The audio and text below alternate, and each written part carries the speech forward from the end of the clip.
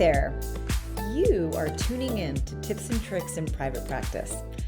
I'm Francisca Mix, and I'm the owner and founder of Francisca Consulting and Counseling.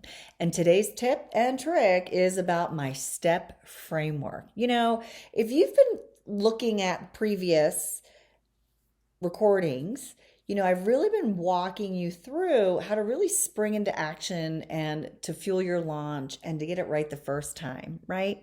And so now we're really going to start structuring a framework that you can actually apply to ensure that you're not missing anything along the way as you grow and build.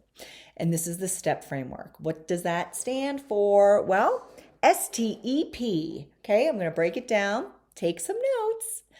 So S stands for systems. This is so super duper important that you start defining and, really like identifying and defining and creating the structure with the systems in your private practice. Now, you're wondering, well, what systems are there? Well, I can name some for you if you need some help.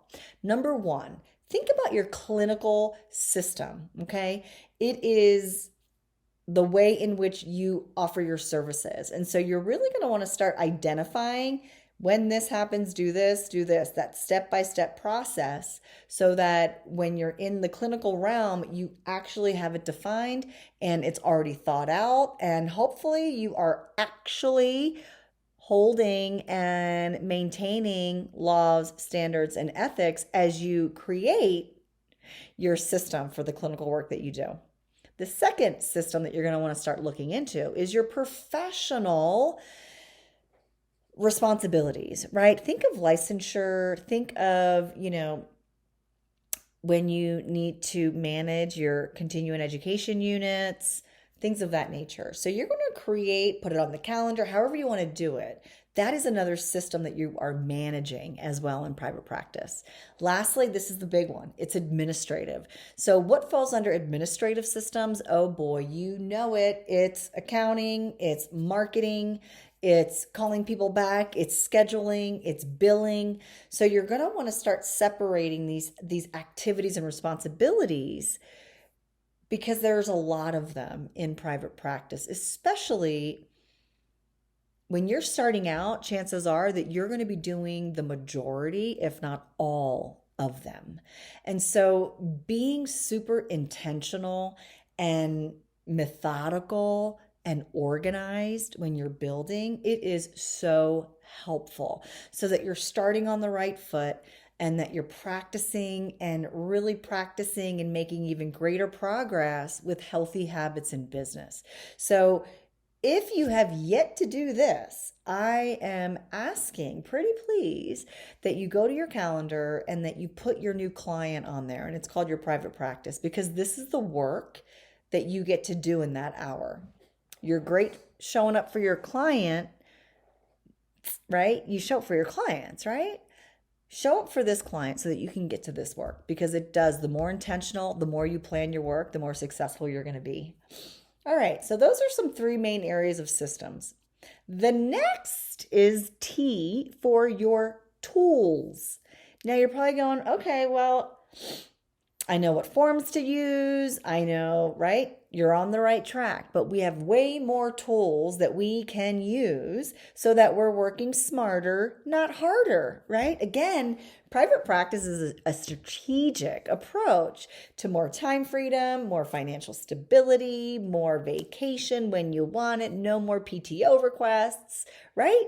So we have a lot of tools in private practice that we can use. So I like to differentiate these two. One is front of the house. Whatever's interfacing with the public or your client, what are the tools that you're going to be using there? So think about a phone, a website, things that are outward facing, okay?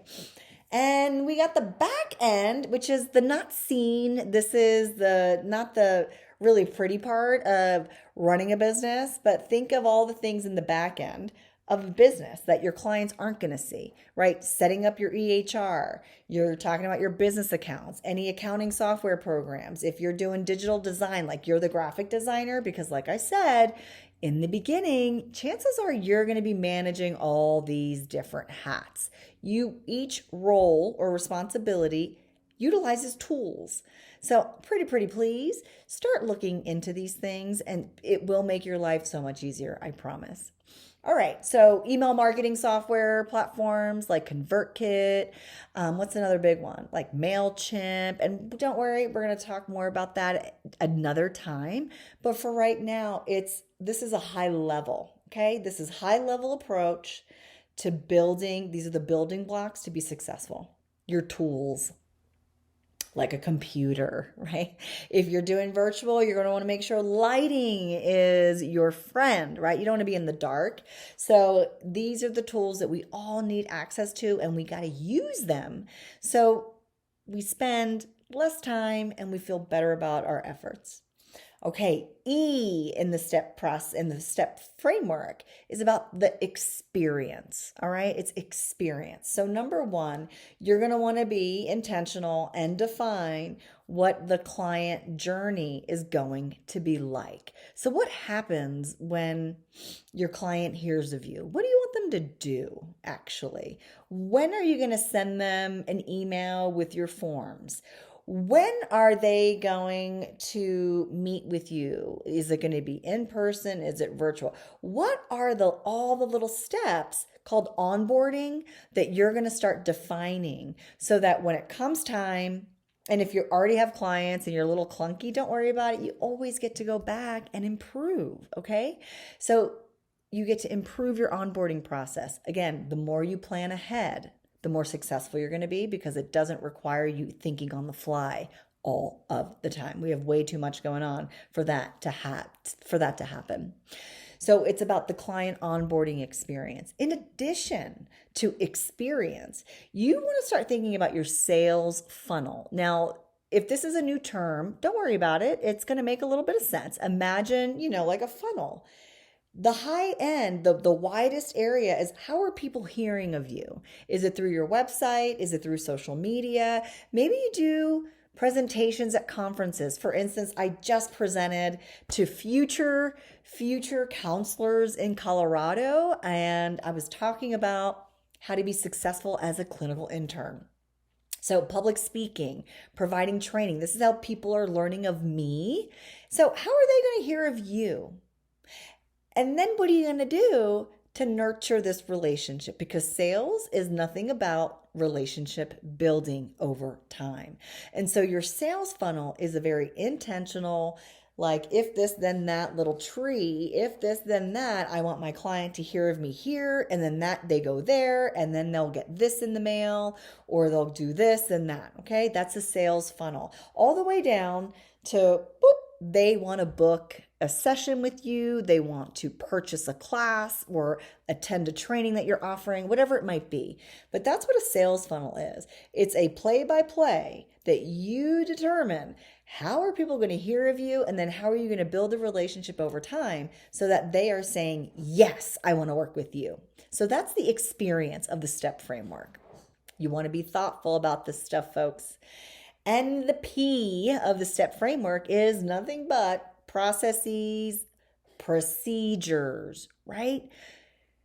Please, please start creating your documents for your SOPs, your standard operating procedures. This is not when you're in session with the client. This is the high level approach to bringing organization, structure, and procedure, because eventually over time, you will start outsourcing certain activities to other people, and you're going to want to train them to do what you've been doing. So a standard operating procedure, an SOP, is nothing but a Word document that says blogging, and then the play-by-play, step 1, this is what you do, number 2, and number 3, and number 4, all the way to uploading, formatting on the Squarespace, doing the SEO thing, right? Are you following me? So your procedures, this is part of this framework to start identifying the step-by-step approaches that you take to complete all of your tasks. I know it sounds like a lot. You're thinking, oh my God, I just wanted to be a therapist and own my own business. Remember, we got to think way bigger than just being a therapist. We are business owners. So I'm really hopeful the STEP framework is going to provide some structure a framework so that you can start really defining and being super intentional how you are going to be building your business along the way. Step. Systems. T is for tools, the tools that you're going to choose to use.